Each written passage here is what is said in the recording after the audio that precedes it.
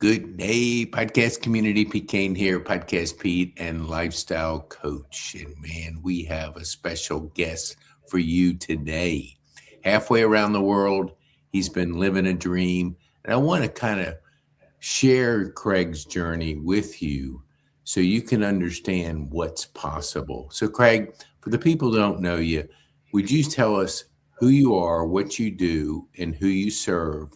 And then we'll get into your story.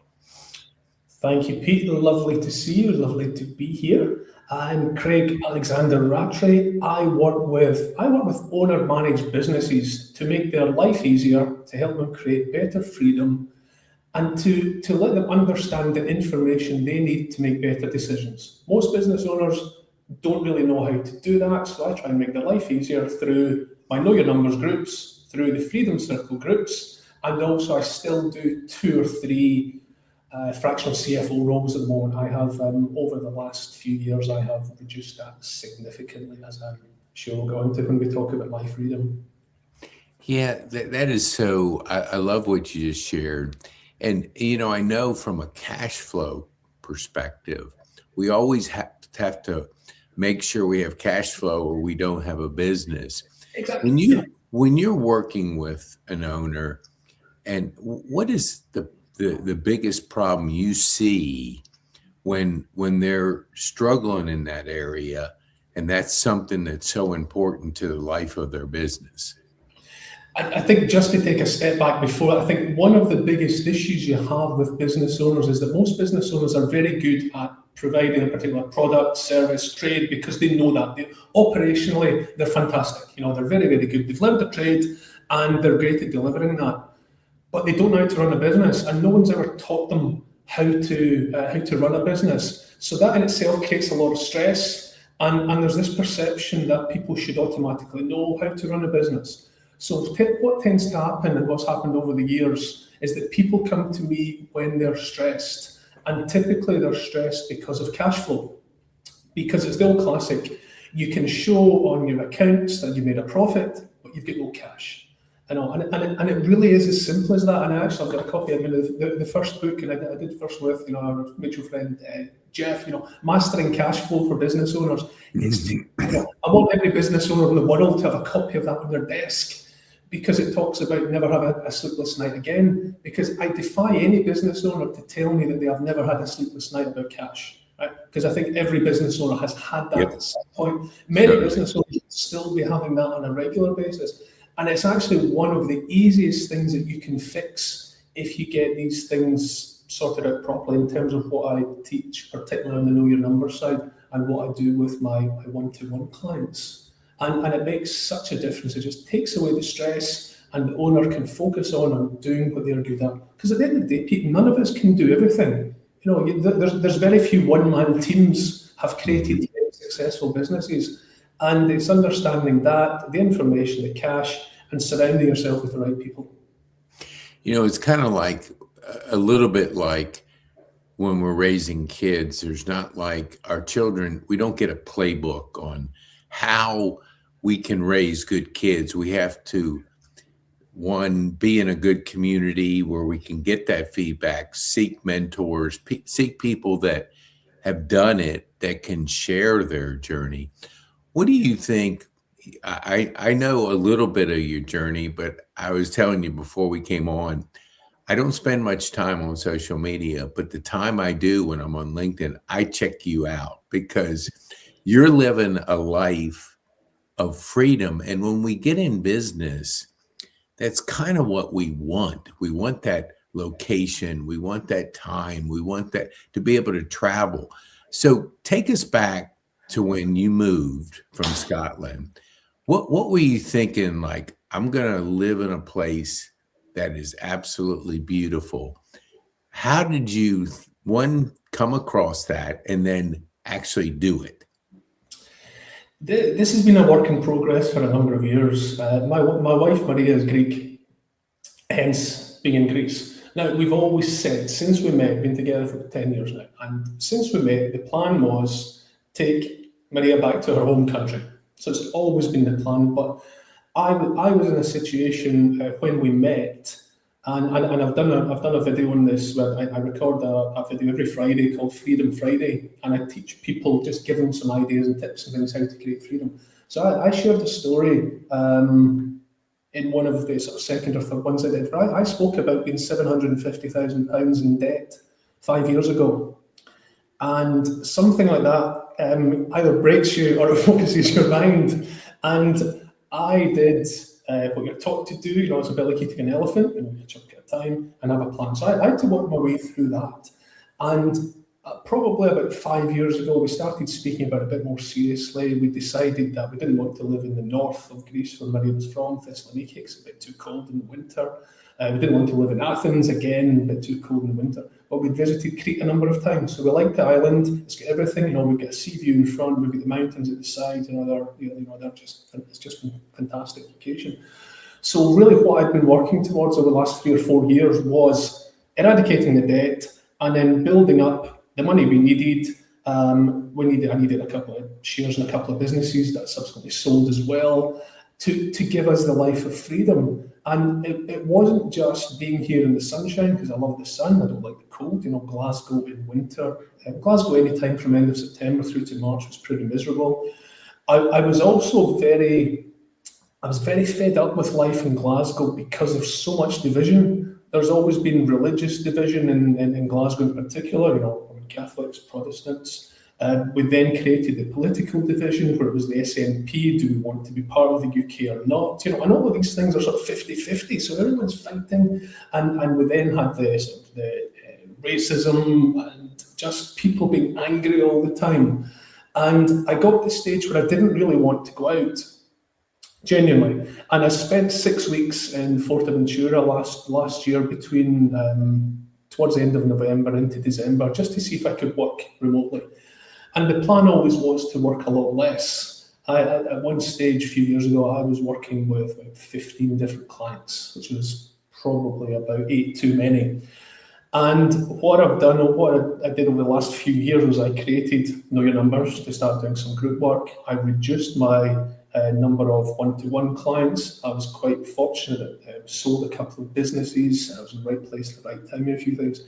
And having visited here, I decided on the 26th of December 2025, I came downstairs and said to Maria, we're selling the house and moving to Crete. And she just looked at me like, just like that. And I said, no, we've been talking about it for many years, we're doing it. I said, I've had enough, because I'd just come back from Forteventura 2 days before. Yeah. And we quick chat. I sent an email to the estate agent. House was on the market within a few weeks. We accepted an offer on the third day, which was within the range I was happy with. We flew over here to Crete, viewed a couple of properties. I love this place. The place we're in, we've got 4,500 square meters in the middle of nowhere. Literally nothing around us. There's a couple of houses a bit further away. Our nearest neighbours are sheep, and we're 1 kilometre off the village road, and another kilometre, the village has 157 people in it. The other direction, there's 500 people in the village, and we're 10 minutes down to a bigger village in the sea. So we have all of these things. We're 30 minutes from the nearest airport in Hanya, and life is just wonderful. The weather's completely different. Everyone's at peace. Nothing's a problem. The fact that I'm speaking a wee bit of Greek and we're interacting helps as well. And that's really where my idea for the Freedom Circle came from, because I want to help, like what you're doing with your clients. I want to show business owners you can have that freedom, because, like you say, most business owners set up because they want freedom. They want to work when they want, with who they want, doing what they want. And what tends to happen is that plan within a few months goes, because they find they're working twice as much. They don't really have the money to do things. Things aren't quite right, and it just creates a lot more stress. So you end up not having freedom, and instead you get a lot of stress, you get cash pressures, you get time pressures, you get all of these things. So I'm trying to show people, like, there's different ways of doing this, and it's like the things you teach as well. Start focusing on the right things, do a bit at a time. And I'm hoping that answers your question, because it was a wee bit rambling. Yeah, I love that, you shared that thought process. And I had a conversation with a gentleman. He had an electrical business, a number of trucks, and he was working in the area, and he was networking locally. And I said, in our clarity sessions, I want you to think globally. Yeah. And he said, well, I can't run my trucks all over the world. I said, no, but your experience in the last 5 years of building an electrical business is valuable to others that want to go on that journey and want to build a business. So it doesn't matter where you live. It matters that we are globally, and like you're consulting people all over the world. You can do it from wherever. So when you're building a business, I know demand is critical. You got to create demand leads. How do you create demand in Greece so people can get a better idea of that location freedom? Because you can work from anywhere in the world. I've changed now, Pete. You know from when we first met. I was working 70, 80 plus hours most weeks, every week, and partly because I had to, given where I was financially, but also because I love doing what I'm doing. I now don't do any client meetings Mondays or Fridays. I have 3 half-hour meetings on a Tuesday morning. I have 1 half-hour meeting on a Thursday morning, and I do Know Your Numbers. I do the Freedom Circle for 1 hour on a Wednesday morning, and I do Know Your Numbers for 1 hour on a Thursday morning. That's my week. That's all I'm doing now. I'll do I'll maybe do another 3 or 4 hours on some other reviewing information, forecast, cash flows, that sort of thing.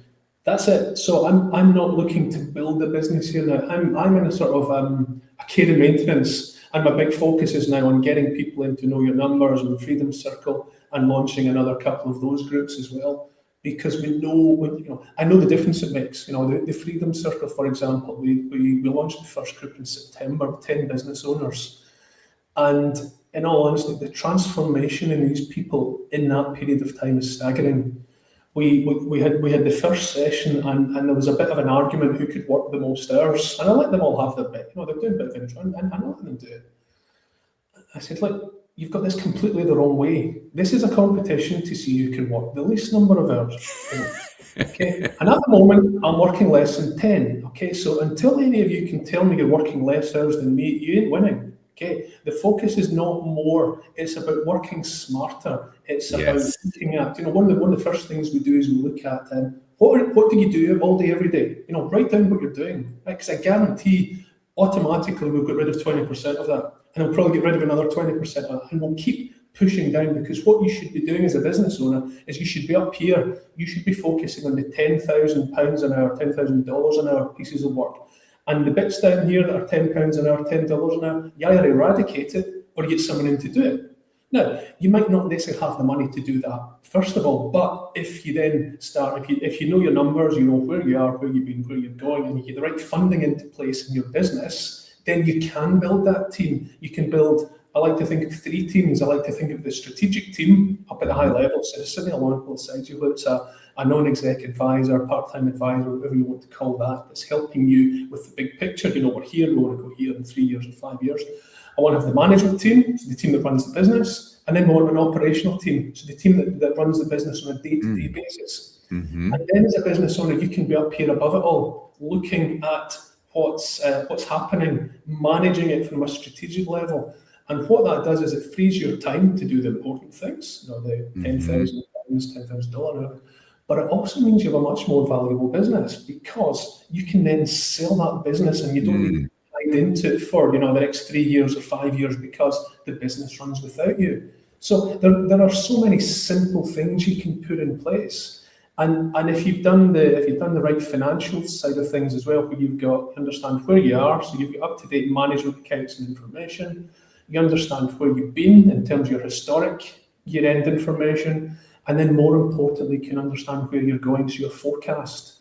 Because if you can then show where you are, where you've been, where you're going, you can engage with funders to say, here's where we've been, here's where we're going now, based on the assumptions. We need X to take us there. We want to raise, 100,000, £500,000, £1 million, 5 million, whatever that may be. Here's what we're going to do with it, and here's where it's going to take us. And that's the bit that a lot of business owners just don't understand. And when they get that and they start getting the information to make better decisions, you see the light bulb. I see these groups, it's great, I get 10 people on the screen, right? And I'll say something and you see the bang, you see the light bulb go off and the click, Yeah. they just get it, because most of these people are very, very clever. They just haven't been taught these things. So if you say, see if you do more of that every day, you do less of that and you do this, here's what happened. Find the things that you can monitor, you can manage, but you can use to influence your business. How do you know? I like to say, how do you know you've had a good day, a good week, or a good month?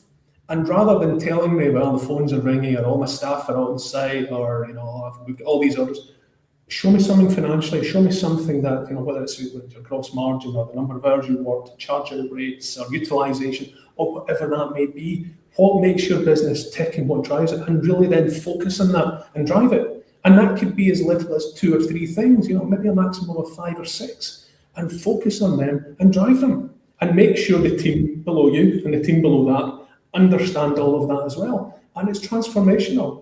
We've had clients over the last few years that have gone from less than $1 million to north of 5 million in 2 years, 3 years. With the business sold for 8 figures, having probably been prepared to take maybe £1 million before, but then got it sold for 10 plus. So these things do make a difference, and it's about doing these right things and surrounding yourself with the right people. That is beautiful. What do you think, our friend Jeff, he has had a focus on AI and leveraging it to free up time and free up so much of what we're able to do. And I was always stuck in the weeds until I kind of leveraged it and started using it. And I stay in my genius zone more because of that. How do you use AI in teaching, and how do you use it personally to give you the freedoms that you have right now? I don't want people to fall off their seats if they're listening to this, but I don't use it. Don't embrace it. I don't properly understand it. I think there's a place for it. I posted a couple of times recently. I think AI makes people lazy. Don't get me wrong, there are some fantastic things it can do. It can automate so many different things. There is definitely a place for it. But I think what you'll find on LinkedIn in particular, we've got all these experts now who are taking something from LinkedIn, or they're copying a post someone's done and they're changing it through LinkedIn and trying to put themselves forward as gurus or really knowing what they're talking about. And there is a ton of dangerous information out there that people can just look at and then start applying in their business. So you really have to be very careful. AI is not 100% perfect, but people like my granddaughter, she's 9 and she spent the night, and so she has a little, I'll get back. She has a little, and here's my other granddaughter here. So yeah, she wrote a sign and says, you need to be on a podcast, okay? And I keep it on my desk. But yeah, they're spending the night. So I'll let them hang out for a little bit, and then we'll get back to our show. It's one of the few things I miss by being in Crete. I miss my daughters, I miss my grandchildren, and I miss the local Chinese takeaway. Other than that, Pete, I don't miss anything. Yeah, I think critical thinking is so important, and AI, if you're not using it properly, takes that away. We always got to be thinking, and so many people are using it as a replacement for their thinking. So I appreciate it. I think that's when it's dangerous. I know a lot of people who are really embracing it, are doing some amazing things with it, including Jeff, and I've got clients who are using it. I've got a couple of clients developing things and automate a lot of things and do the thinking. But for me, we talk about replacing, whether it's going to replace lawyers and accountants, whatever. Yes, there's probably a small part of that. It will. I'm certainly not concerned about being replaced by AI. It doesn't bother me at all. But yes, you've got to be aware of it, but just be cautiously aware. What was the old phrase? Like, trust but verify. Yes. I'm a great believer in that. Yeah, I totally agree. What do you think when you went from debt, stress to right today? Like, how peaceful is your sleep? And I want you to like give me one habit that you have kind of embraced in Yeah. your life right now that you could share with our community. I'll be perfectly honest, Pete. Even though I had that amount of debt, I had a couple of houses, I had some assets, I had a lot of unquoted shares as well, but I couldn't turn those things into cash. I suppose I could have turned houses into cash, but I wasn't stressed. Genuinely, I was not Really? stressed because I knew how to get out of it. I knew I had my plan, and I knew what to do. And what to give you an idea of what I do on a daily basis, I'll wake in the morning. I will do my morning prayers. I'm Greek Orthodox, so I do that in the morning. I feed our two babies, our two ragdoll cats who came from Glasgow here, and then I go downstairs to my gym. I've got a room that's at 75 square meters. I've got multi-gym, free weights, spinning bikes, sauna, a couple of TVs, and I'll spend. I'll do sort of 30 minutes of stretching every day, but Pilates, yoga type stuff, stretching. And then I'll do 4 of those days, 4 or 5 days, I will do strength training, so weights, upper body, lower body. And I'll then go and have breakfast, sit, have a coffee, go for breakfast, either here or sit on the beach for breakfast. And then I'll typically go for a walk along the beach. And I'll go for a walk along the beach for half an hour, an hour, and I'm doing a huge amount of walking. It's just so peaceful. And then basically my meetings, if I've got meetings in those days, I don't have any meetings earlier than Greek time, so 11 o'clock. So it allows me to do all those things every day. And that's transformational for the way I was living, because I didn't walk a lot. I did work out, I didn't walk a lot, but it's just that peace and then taking some time to think. I'm learning Greek, I've been learning Greek for the last couple of years, but I'm now implementing it. I'm now speaking to people. So the people I meet in the same shops and taverns and bars and places, I'm saying, look, don't speak to me in English, speak to me in Greek. And see if I did something wrong, please tell me, please correct me. So that's helping. So I feel as if I'm part of, we're part of the community. A lot of people know us now. I'm the big Scottish guy that's trying to speak Greek and feeds all the stray cats. That's how I'm known, which is great. And so my Greek name is Alexandros, so I'm known as Alexandros. I don't talk to people about what I do. No one knows about my business, my work. It's I'm just this guy, Maria's husband, because I don't want to talk about work. Yeah. I love doing what I'm doing. I am passionate about the groups and the results people get, so I love that. But I'm not building a business, Peter. I'm going the other way. I'm just doing what I like doing, slowing down, and the pace is it's just fantastic. I just love it, Pete. It's beyond. If I go back to, so we moved on the 24th of May in 2025. And before that, if I think about my thoughts, my hopes, my expectations, the thing, and the only fear I had was driving. So if I think about all of them and where we are now, or even after just a few weeks, it was miles ahead of any of them. Absolutely miles ahead. Day 2, I jumped in the car, I drove for 5 minutes. Well, okay, this is okay, because it was other side of the road for us. And then the next day I drove down to the second village and I got some breakfast. And since then I've been driving about. I don't think I could drive in the UK anymore, even if I went back. So it's just completely different. And what I'm saying to business owners is, think about where you want to go. Don't just try to get through to Friday every week. Have that plan. Everybody in the Freedom Circle has a plan in terms of where they're going. Some have a short-term plan. It's maybe 2-3 years. Some have got 5 years.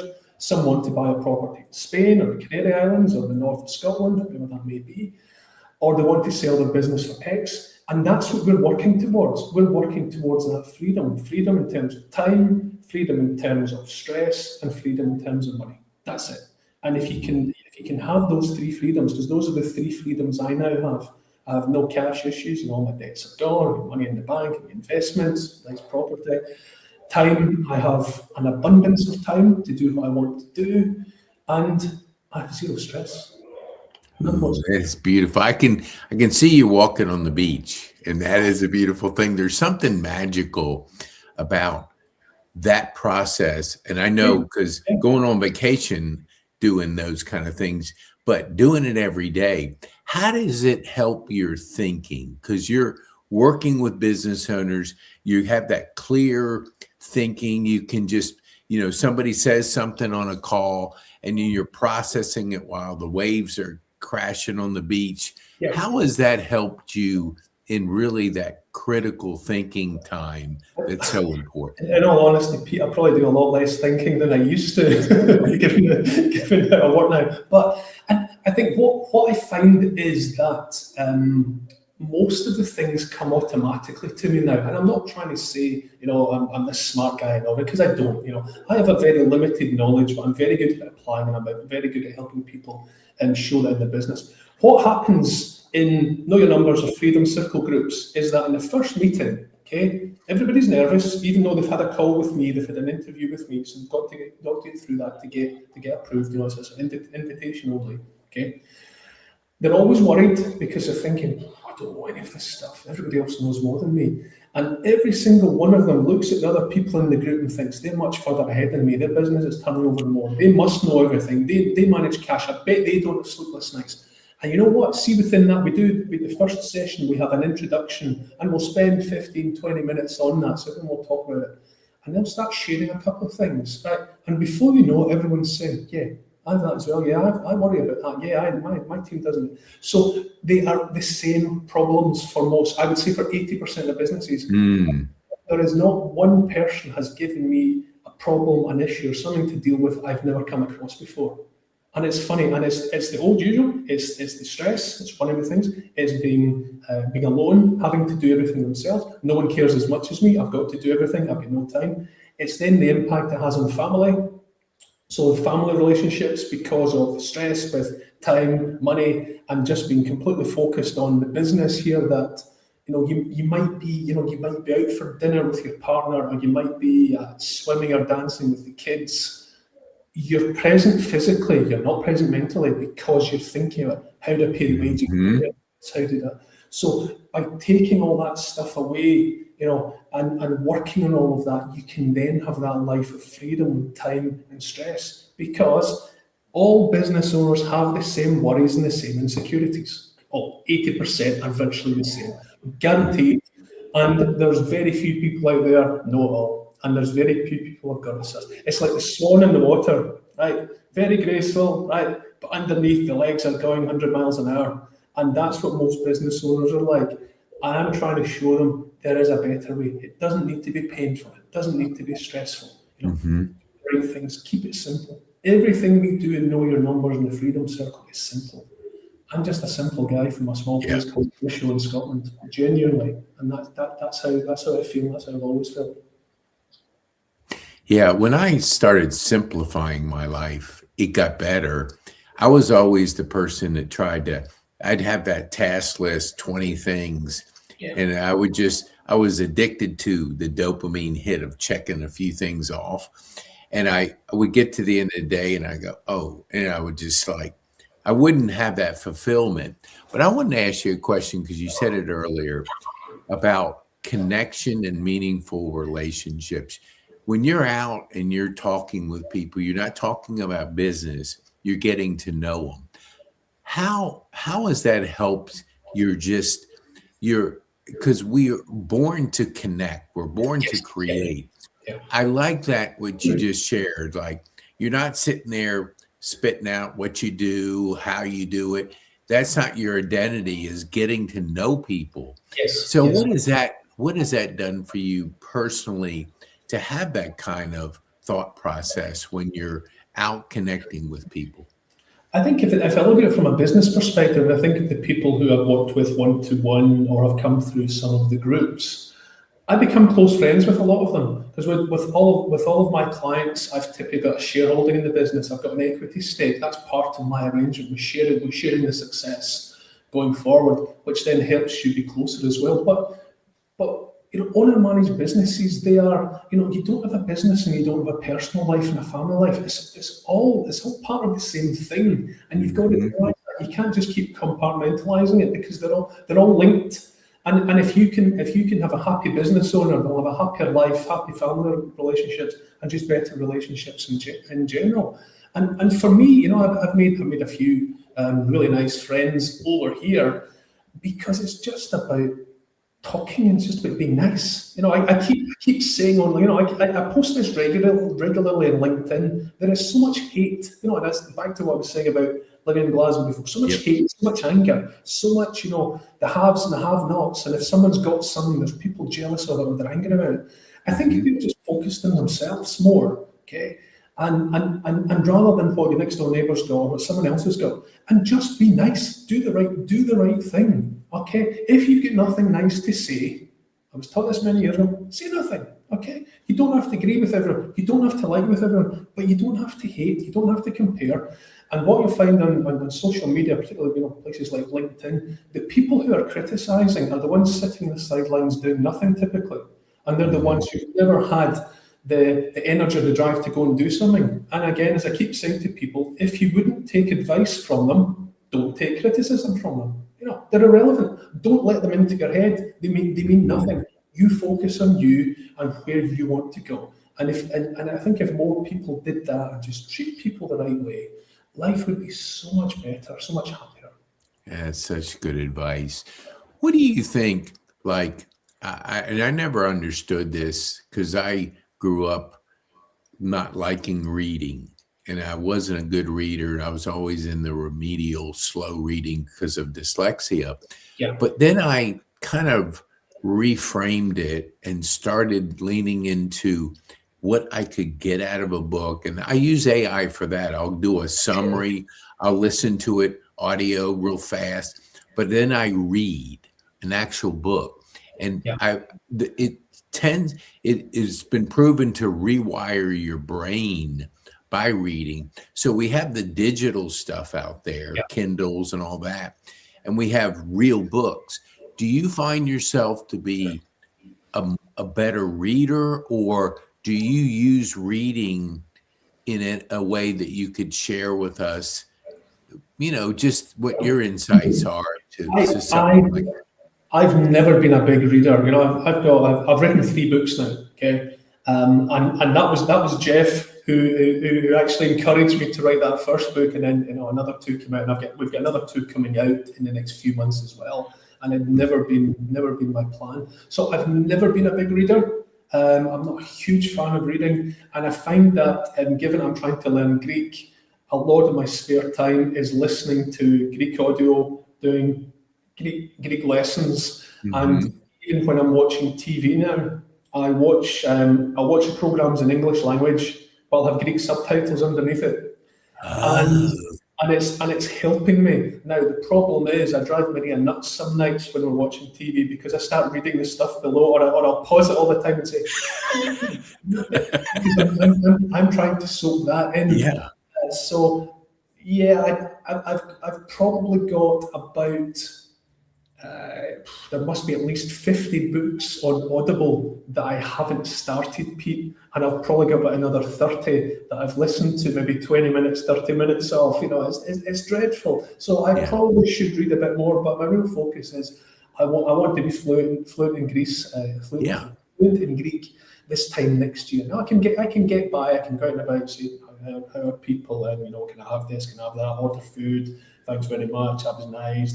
So so the first 4, 5, 6 sentences are okay. Then it gets a wee bit challenging. So they'll maybe speak to me. I'll understand it, and I'll maybe respond in English because I don't quite know the Greek. But I'm getting there. So that's where my brain power is focused on.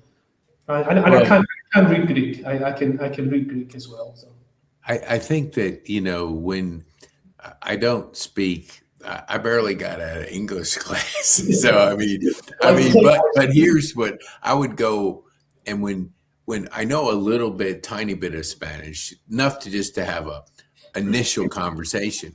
But what I found is when I'm talking, just the initial is the kind of respect that you have for somebody to speak their language.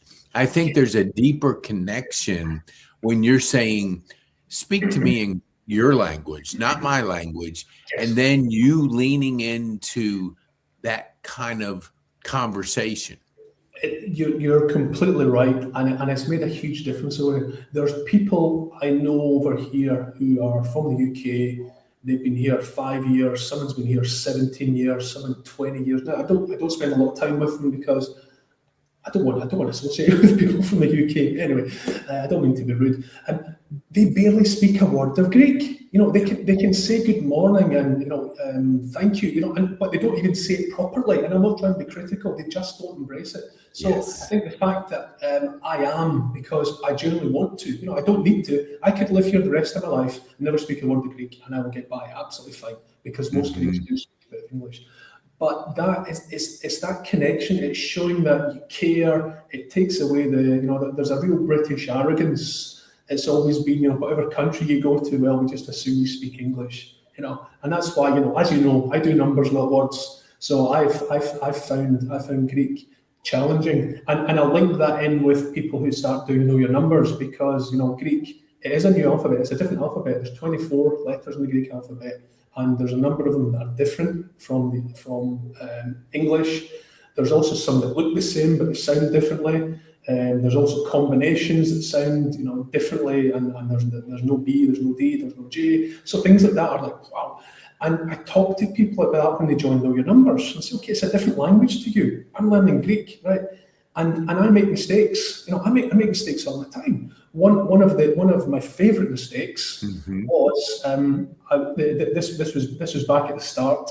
It was actually before we'd moved here, just before we moved. It was in March time when we were out buying a house, and we were having a really nice dinner in a Greek tavern. It's fantastic, traditional Greek tavern. And I thought, I'm going to show off here. I'm going to tell the waiter that was really delicious. Okay, so right, I'm ready to go. So the waiter, male waiter, big tall guy, Greek, classic Greek guy.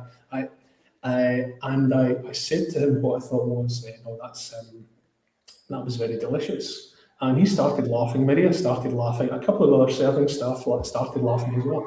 I actually told him that he was delicious. Things like that don't bother me because I make mistakes. It's like not knowing your numbers as a business. You're going to make mistakes. Yes. And you just push through it. We were in the same place a couple of days later, and I got it right that time. But then I told him it was still delicious. So, that is such a good lesson of we're gonna make mistakes, and when we try to not make mistakes, we can't learn. Exactly. And you can't put yourself out there to gain that knowledge. So you got to just be yourself and do the best you can, and then learn along the way. The whole point about growth, right? You can't grow without being uncomfortable. It's like in the gym. You've got to make your muscles uncomfortable for them to grow. You break it down, then they'll grow again. And it's the same. You've got to be comfortable with being uncomfortable. Otherwise, you just stay in this little safe zone because of fear. And that's where a lot of business owners live, because they're scared to put their hand up and say, "I've been doing this for a long time. I don't understand it." We had someone in the third or the fourth group of Know Your Numbers, and he messaged me right after it. It used to be a 2-hour session, so 9:05 I got this message from him. Thanks very much for letting me into the group. I've learned more in the last 2 hours than I have in the previous 35 years. Wow. He was 50, I think it was 57. He wanted to do a big push in the group, and he just said, "It's just blown my mind. I just didn't know any of this stuff." So it's never too late to learn. But as I keep saying to people, it's like the old Chinese proverb, best time to plant a tree 20 years ago. The best time to know your numbers was the day before you set up in business. The second best time is today. Yeah. That's so good. You are never too old to learn, and just by knowing a few things, you can make massive change in your business. Really. Yeah, that is so great. I could talk to you all day long, but I want to be respectful of your time. So tell our viewers, how can they get a hold of you? And then I have one final question for you. Best place to find me is on LinkedIn. Now, I'm on LinkedIn every Monday to Friday. I post regularly. Well, post every day, Monday to Friday. Occasionally weekends as well. Weekends a bit more personal. You'll see more things on the beach. Every Friday I do a video between sort of 3 minutes and 5 minutes about, and it's called the Freedom Friday video. So you'll get some tips about how to create freedom. You'll probably see me in front of a swimming pool or with the mountains at the side or down at the sea. Yes. But that's to encourage people to do that. That's the best Yes. place to get me. Or go on to knowyournumbers.biz if you want to find out more about Know Your Numbers. Awesome. That is so good. So Craig, what would be the one thing you would want our viewers to take home from our time on this podcast? I'm assuming mainly business owners listening to this. Okay, so I created 2 rules for any business owner a number of years ago because I thought Warren Buffett has got his 2 rules for investing. Now, he's quite a clever guy. He's made some money. He's got a lot more money than me. So I thought if it's good enough for his clients, I'm going to create 2 rules. So I want all business owners to really learn these 2 rules and focus on them. Rule number 1 is focus on cash. Okay, cash is different from profit. Focus on cash. You can't pay your employees or your suppliers with profit. You pay them with cash. So rule 1, focus on cash. Rule number 2, don't forget rule 1. Yeah. I love it. I love it. And that for me is to show the importance of cash. Yes. And Pete, if I can give you something else very, very quickly. Okay? Yes, absolutely. Any business owner, I want you to answer 3 questions. I want you to ask 3 questions every day, and someone in your business has to answer them, whether it's you, your admin person, your accountant, finance, whatever. Question number 1 is how much cash do we have? Okay, so reconcile your bank statement. What came in, mark it off against people, your money, what went out. So you know exactly where you are. Question number 2 is who's got our cash. So the people who owe you cash, I want you to be asking that question and understanding that every day because it's your cash. You've done the work, provide the service. You need to be chasing that. Credit control should be done every day. And question 3, how do we get more cash? And that's where the key performance indicators come in. That's where we look at, maybe it's a gross margin or a utilization, or it might be debtor days, these things. And then you focus on that. So you monitor it, you manage it, and you drive it. Do those things in your business every day. You will transform your business from a cash perspective. That is so beautiful. Thanks for keeping it so simple. It is simple, and you have really communicated and shared with our community how simple it can be because you're living that simple life that really we want. And so thanks so much. I appreciate your time, Craig. Thank you very much. And for those that are listening, share this with people want more freedom, want to work on the cash flow, the numbers. The whole business of life is getting life from your business. And thank you so much for sharing with our viewers some valuable information. Been my pleasure, Pete. As we say in Crete, Efaristo Poli. Oh, I love it. Thank you very much. Oh, my pleasure. Bye. Thank you, Craig. I appreciate you very much.